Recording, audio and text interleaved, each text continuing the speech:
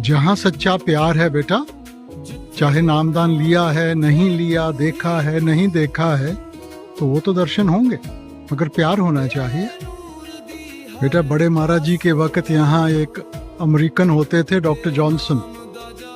उन्होंने एक बार बड़े महाराज जी से पूछा कि सबसे अहम क्या चीज़ है। उन्होंने कहा प्यार।